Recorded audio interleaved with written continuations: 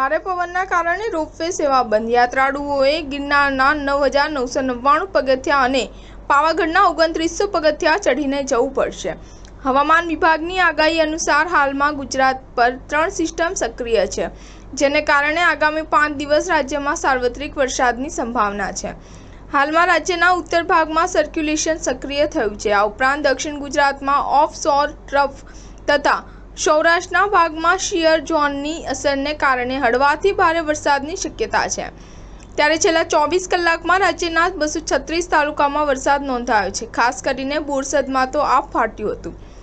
ધોધમાર 14 ઇંચ વરસાદ ખાબક્યો હતો, જેથી પાણી જ પાણી થઈ ગયું હતું।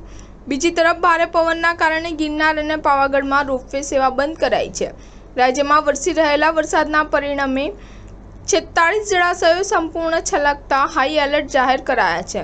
ગુજરાતની જીવાદોરી સમાન સરદાર સરોવર યોજનામાં હાલમાં 1,80,589 MCFT એટલે કે કુલ સંગ્રહ શક્તિના 54.6% જળ સંગ્રહ નોંધાયો છે। જ્યારે આ સિવાય રાજ્યના કુલ 206 જળાશયોમાં 2,40,661 MCFT એટલે કે કુલ સંગ્રહ શક્તિના 42.96% જેટલો જળ સંગ્રહ નોંધાયો છે। નવસારીમાં પાણીમાં ફસાયેલી કાલિયાવાડીની પ્રેગ્નેન્ટ મહિલાનું રેસ્ક્યુ કરવામાં આવ્યું હતું। કાઠિયાવાડીના રાજીવનગર વિસ્તારમાં પાણી ભરાતા પ્રેગ્નેન્ટ મહિલા ફસાઈ ગઈ હતી।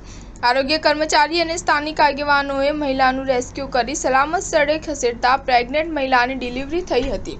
સ્ટાર ન્યૂઝ 7 હંમેશા સચ્ચાઈની સાથે।